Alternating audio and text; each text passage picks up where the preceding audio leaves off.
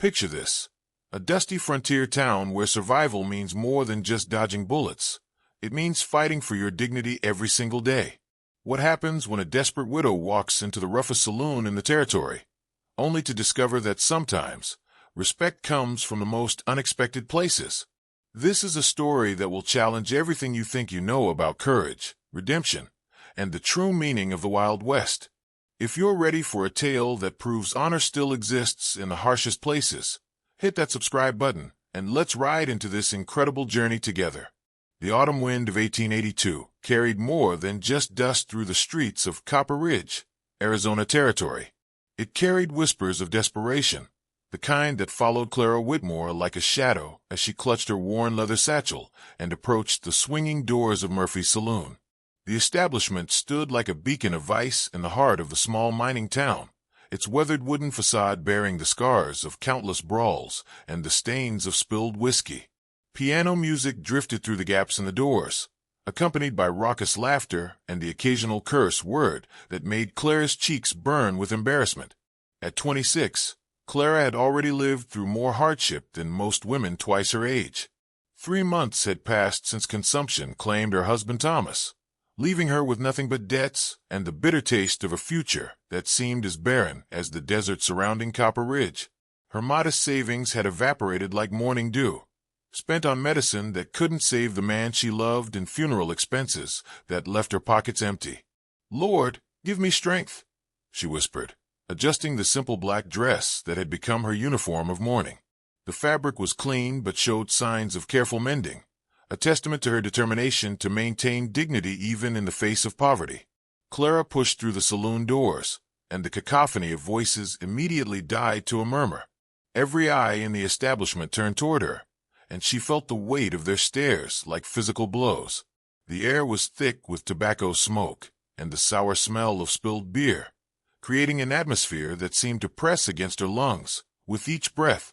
Behind the bar, Murphy himself, a burly Irishman with graying hair and suspicious eyes, looked up from the glass he was cleaning.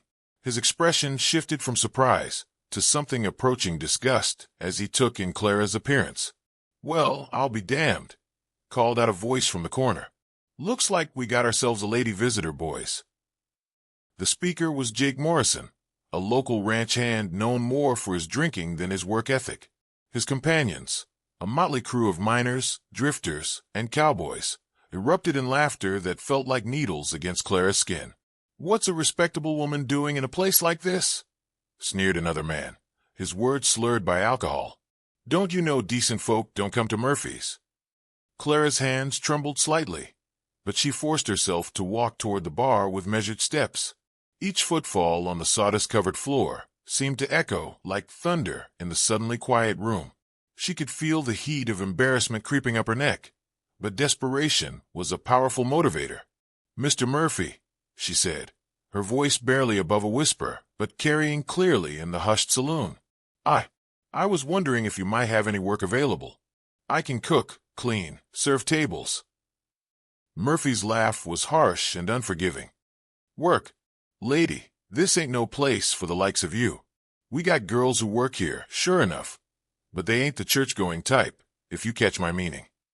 The implication hit Clara like a slap, and she felt her face burn with shame. Around the room, men began to chuckle and whisper among themselves, their words carrying cruel assumptions about her character and her desperation. "Maybe she's looking for a different kind of work," suggested Jake Morrison with a leer that made Clara's stomach turn. "Widow woman's got to eat somehow, right, boys?" The laughter that followed was like a pack of wolves circling wounded prey. Clara felt tears threatening to spill, but she blinked them back with fierce determination. She had not survived Thomas's illness and death only to be broken by the cruelty of strangers. "Please," she said, her voice stronger now despite the tremor in her hands. "I'm not asking for charity. I'm willing to work for honest wages. I can read and write. I know numbers." "What you know," interrupted Murphy, "is that you don't belong here. This is a man's establishment, and we don't need some uppity widow woman telling us how to run our business." In the far corner of the saloon, partially hidden in shadow, a lone figure sat nursing a whiskey. Ethan Cole had been watching the scene unfold with growing discomfort, his weathered hands gripping his glass with increasing tension. At 32, Ethan had seen enough of the world to recognize injustice when it stared him in the face, and what he was witnessing made his blood boil. Ethan was not a man given to grand gestures or flowery speeches. He was a cowboy in the truest sense, a man who let his actions speak louder than his words. His reputation in Copper Ridge was built on fairness, hard work, and an unwavering moral compass that had earned him respect even among those who might otherwise dismiss him as just another drifter. As the taunts and cruel laughter continued to rain down on Clara, Ethan felt something snap inside him. He had watched good men die in the war, seen families torn apart by greed and violence, but there was something about the deliberate humiliation of a woman seeking honest work that struck him as fundamentally wrong. Clara, meanwhile, was fighting a losing battle against her own emotions. The combination of grief, desperation, and public humiliation was threatening to overwhelm her carefully maintained composure. She could feel the walls closing in, the hostile faces around her blurring together into a sea of judgment and cruelty. "I think," she said, her voice barely audible, "I should go."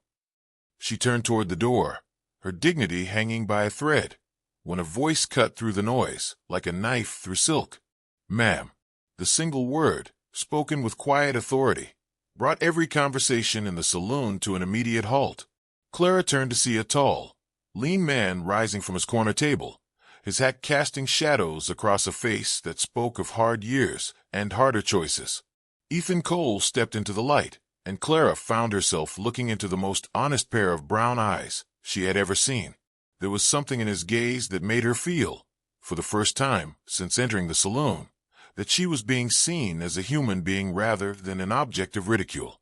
"You deserve respect out here," Ethan said, his voice carrying clearly to every corner of the room. "The West might be wild, but dignity should be law for everyone." The silence that followed Ethan's words was so complete that Clara could hear her own heartbeat thundering in her ears. Every man in Murphy's saloon seemed frozen in place, their drinks halfway to their lips, their cruel smiles fading into expressions of uncertainty and surprise. Ethan Cole was not a man who commanded attention through volume or bluster. His power came from something deeper, a quiet confidence that spoke of unshakable principles and the courage to defend them. As he stood in the lamplight, his weathered hands resting calmly at his sides, he looked every inch the frontier hero that dime novels tried so desperately to capture. "Now hold on there, Cole," Murphy said, his voice carrying a note of warning. "This ain't your concern. The lady was just leaving." "Was she?" Ethan's gaze never left Clara's face as he spoke. "Seems to me she came here looking for honest work, and all she's found is a room full of men who've forgotten their manners." Jake Morrison, emboldened by alcohol and the support of his companions, pushed back from his table with the scraping of chair legs against the wooden floor. "You calling us out, cowboy? Maybe you should mind your own business before you bite off more than you can chew." Ethan finally turned his attention to Morrison, and the temperature in the room seemed to drop several degrees. "I'm not calling anyone out, Jake. I'm just reminding everyone that there's a difference between being tough and being cruel. Right now, you're showing the lady which one you are." Clara watched this exchange with a mixture of gratitude and terror. She had not asked for a champion, and the last thing she wanted was for violence to erupt on her behalf. But there was something about Ethan's calm demeanor that suggested he was not a man who started fights, only one who finished them when necessary. "The lady," Morrison spat, "don't belong here. This is a saloon, not a church social." "You're right," Ethan agreed, surprising everyone in the room. "This is a saloon, a place where people come to drink, play cards, and forget their troubles for a while. But last I checked, there wasn't a sign on the door saying no decent folk allowed." He took a step closer to Morrison, his movements deliberate and controlled. "Now, Mrs. Whitmore," Clara said softly. "Clara Whitmore. Mrs. Whitmore came here looking for work.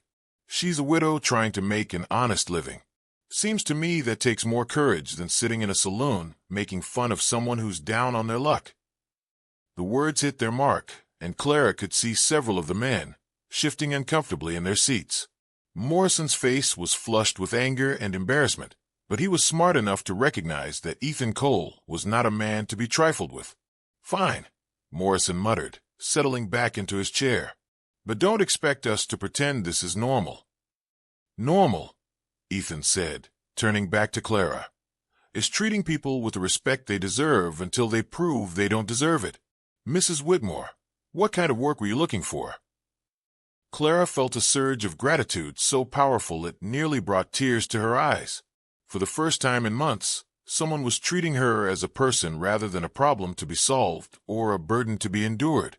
"I can cook," she said, her voice growing stronger with each word. "I manage the household accounts for my late husband's business. I can read and write, and I'm not afraid of hard work." Murphy, who had been watching this exchange with growing irritation, slammed his glass down on the bar. "Now see here, Cole. I appreciate what you're trying to do, but I run a business here. I can't have some widow woman disrupting my customers." "How would hiring someone to help with cooking and cleaning disrupt your customers?" Ethan asked reasonably. "Seems to me better food and a cleaner establishment might actually bring in more business." "That's not the point," Murphy protested, but his argument was losing steam.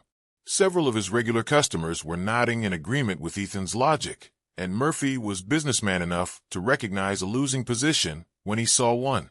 Clara seized the moment. "Mr. Murphy, I'm not asking for charity. Give me a week's trial. If I don't earn my keep, I'll leave without complaint. But if I do good work, pay me fair wages and treat me with the same respect you'd show any other employee." The proposal was reasonable, and everyone in the saloon knew it.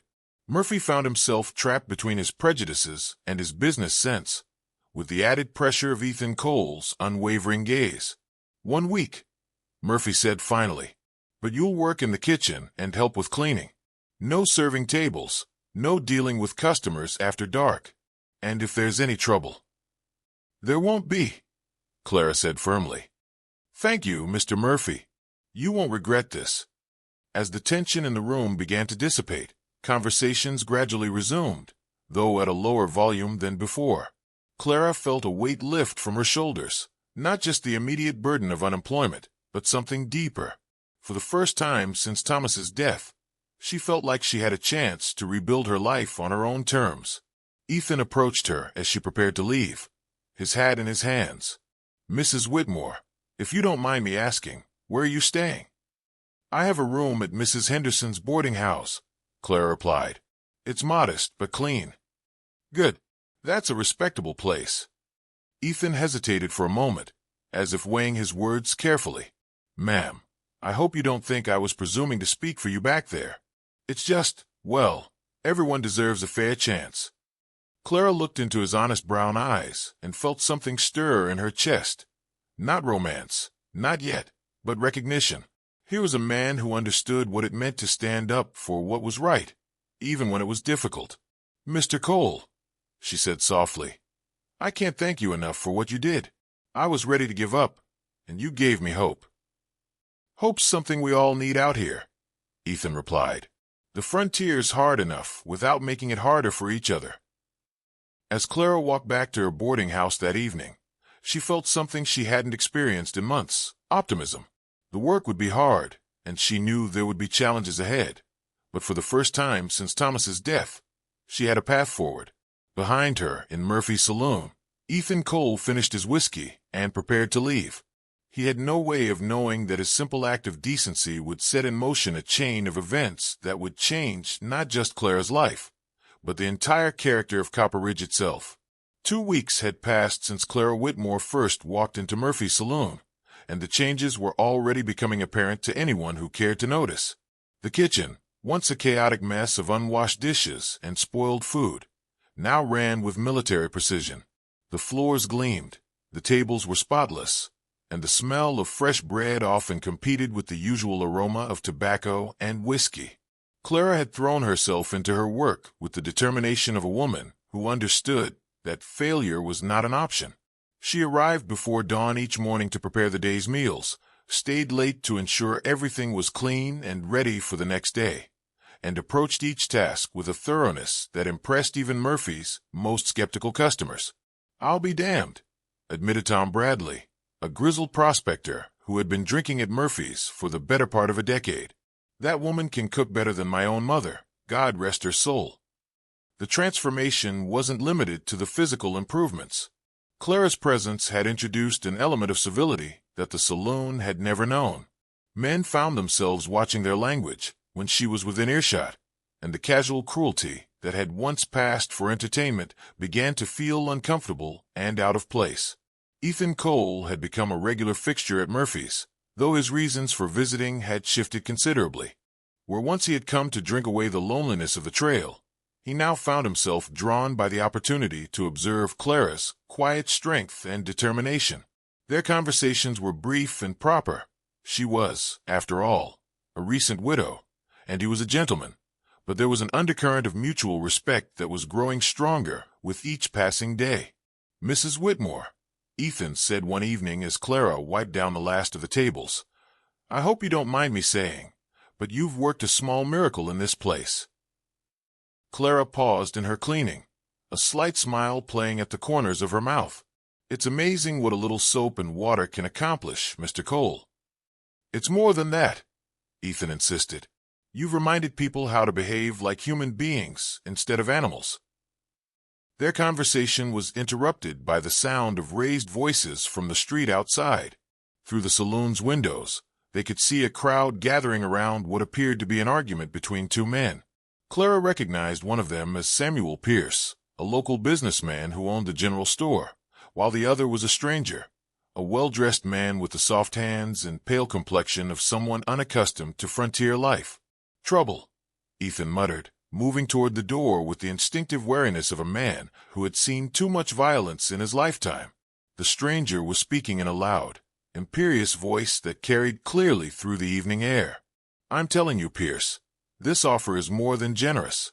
My company is prepared to pay top dollar for your property, and I suggest you take it before we're forced to pursue other options."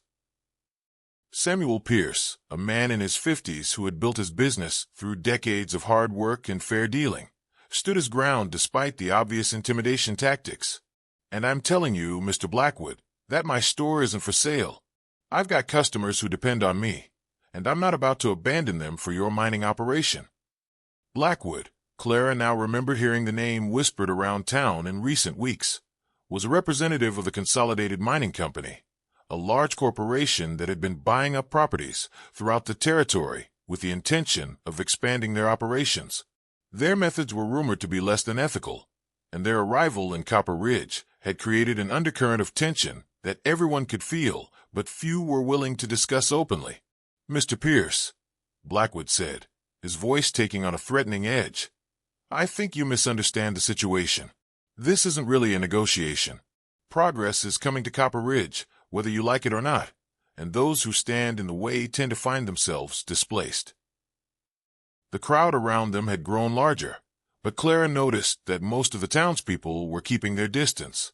Fear, she realized, was a powerful motivator, and Blackwood's implied threats were having their intended effect.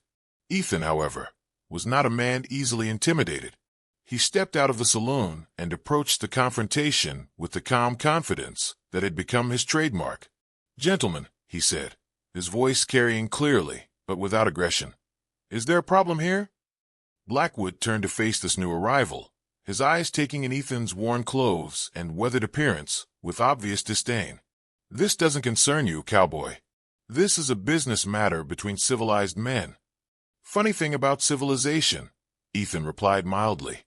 "I always thought it was supposed to include treating your neighbors with respect." "Mr. Cole," Samuel Pierce said, relief evident in his voice, "this man is trying to force me to sell my store. Says if I don't take his offer, I might find myself displaced."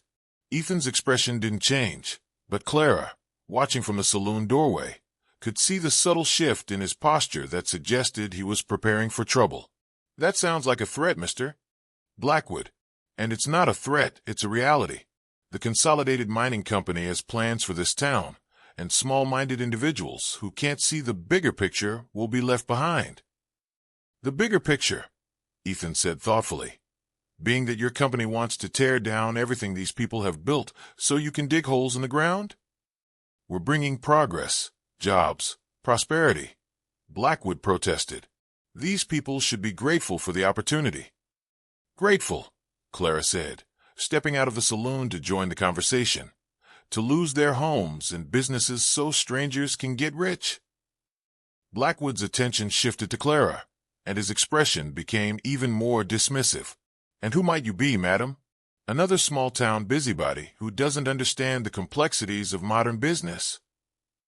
The insult hit its mark, but Clara had learned something important during her weeks at Murphy's Saloon. She was stronger than she had ever imagined. I'm someone who understands the difference between progress and greed, Mr. Blackwood, and I know that true prosperity comes from building communities, not destroying them. A murmur of agreement rippled through the crowd, and Clara realized that her words had struck a chord with the townspeople. They were afraid of Blackwood and his company, but they were also angry at being treated like obstacles to be removed rather than human beings with rights and dignity. "This is ridiculous," Blackwood snapped.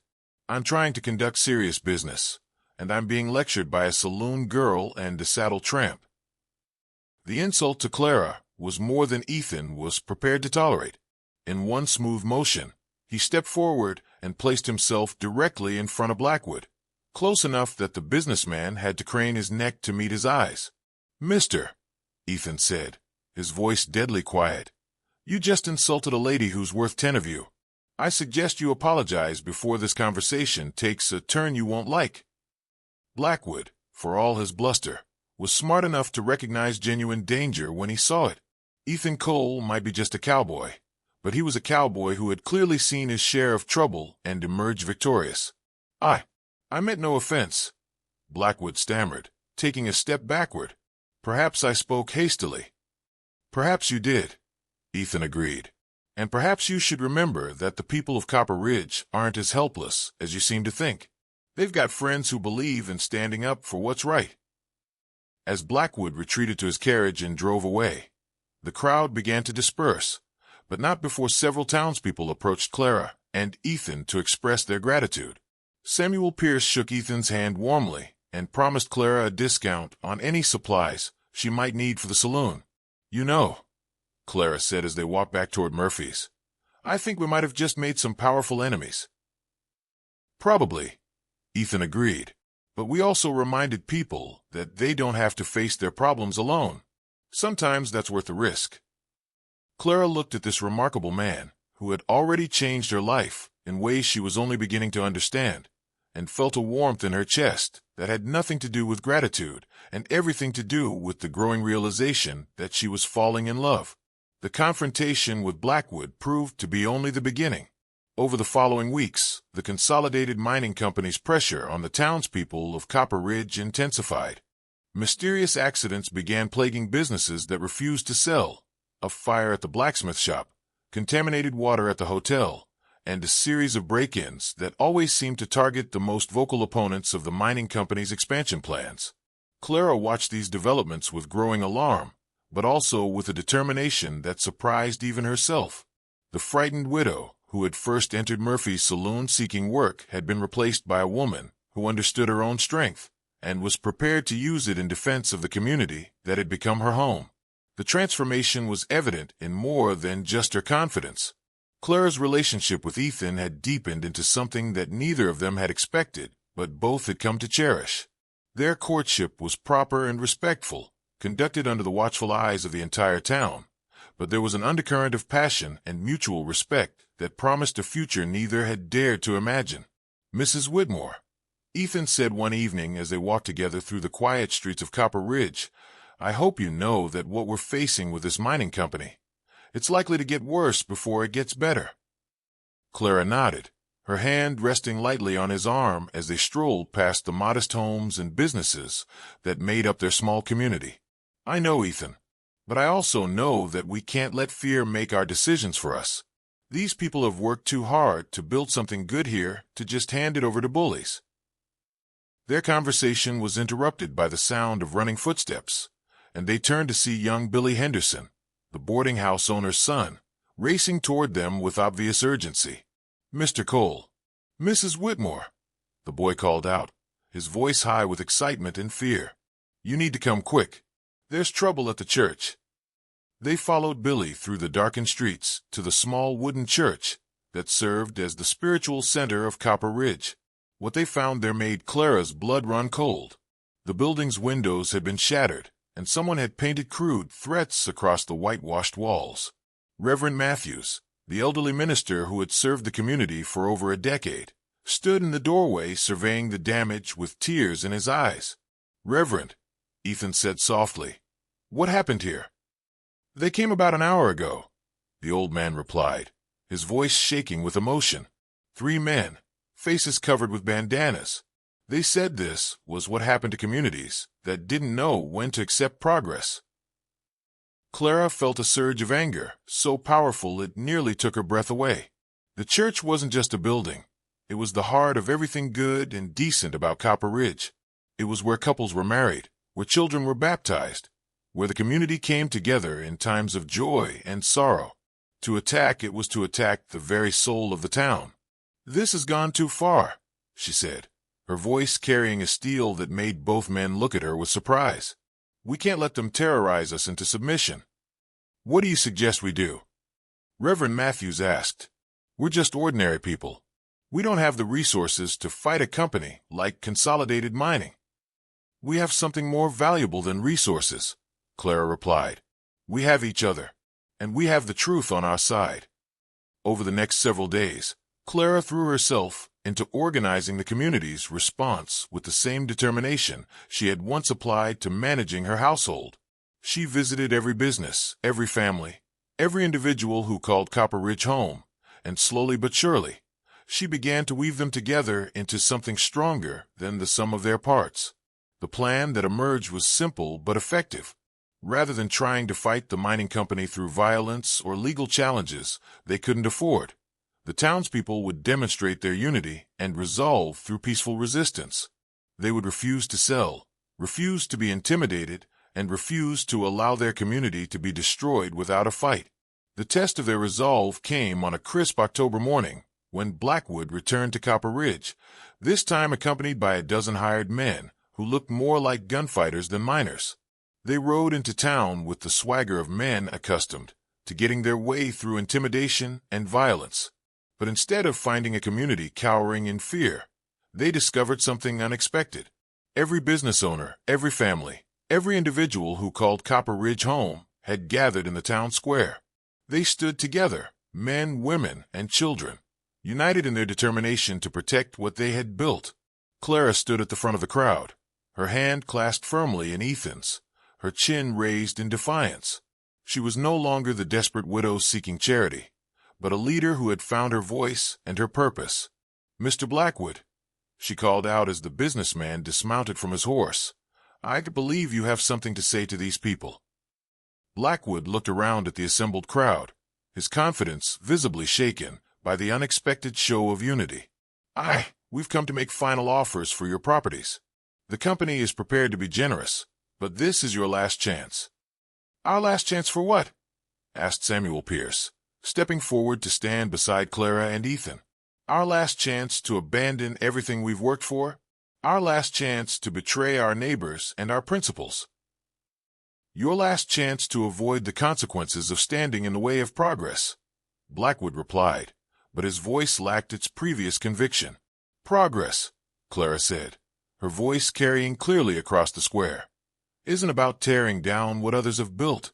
It's about building something better together. And that's what we've done here in Copper Ridge. We've built a community where people look out for each other, where a widow can find work and dignity, where a man's word means something." She gestured to the people around her, the shopkeepers and ranchers, the miners and craftsmen, the families who had made this place their home. "You want to destroy all of that for what? So your company can dig holes in the ground and move on when the ore runs out? So you can get rich while leaving behind a wasteland?" A murmur of agreement rippled through the crowd, and Clara could see that her words were having an effect not just on the townspeople, but on some of Blackwood's hired men as well. These were frontier men, many of whom had probably come from communities just like Copper Ridge, and they understood what was at stake. "The lady's right," said one of the gunfighters, a weathered man with graying hair and honest eyes. "I didn't sign on to terrorize decent folks." Me neither, agreed another, and Clara watched with amazement as several of Blackwood's men began to distance themselves from their employer. Blackwood, realizing that his position was rapidly deteriorating, made one last desperate attempt to salvage the situation. You people don't understand what you're doing. The Consolidated Mining Company has resources you can't imagine. We can make life very difficult for those who oppose us. And we, Ethan said, stepping forward with the quiet confidence that had first attracted Clara's attention, can make life very difficult for those who threaten our neighbors. The choice is yours, Blackwood. The standoff lasted for several long moments, with the entire future of Copper Ridge hanging in the balance. Then slowly, Blackwood began to back down. Without the support of his hired guns and faced with the united opposition of the entire community, he had no choice but to retreat. "This isn't over," he muttered as he climbed back onto his horse. "Yes," Clara said firmly, "it is." As Blackwood and his remaining supporters rode out of town, the people of Copper Ridge erupted in cheers and celebration. They had faced down a powerful enemy and emerged victorious, not through violence or wealth, but through the simple power of standing together. In the months that followed, Copper Ridge continued to thrive. The mining company, faced with determined opposition and bad publicity, eventually abandoned their plans for the area and moved on to easier targets. Clara and Ethan were married in a ceremony that brought together the entire community, and their partnership became a symbol of the strength that could be found in mutual respect and shared purpose. Clara never forgot the lessons she had learned during those difficult weeks, that dignity was something that came from within, that courage was often found in the most unexpected places, and that sometimes the most powerful weapon against injustice was simply refusing to accept it. Years later, when travelers passed through Copper Ridge and remarked on the unusual sense of community and mutual respect they found there, old-timers would tell them the story of the widow who walked into Murphy's saloon looking for work, and the cowboy who reminded everyone that even in the wildest places, dignity should be law for all. And so, in a small frontier town where survival meant everything, Clara Whitmore and Ethan Cole proved that sometimes the greatest victories come not from the fastest gun or the deepest pockets, but from the simple courage to stand up for what's right. Their story reminds us that respect isn't something that can be demanded or bought. It's something that must be earned, defended, and shared. If this story of courage, dignity, and unexpected love in the Old West touched your heart, don't forget to subscribe to our channel for more incredible tales from the frontier. Hit that notification bell, and let us know in the comments below. What would you have done in Clara's situation? We'll see you in the next adventure.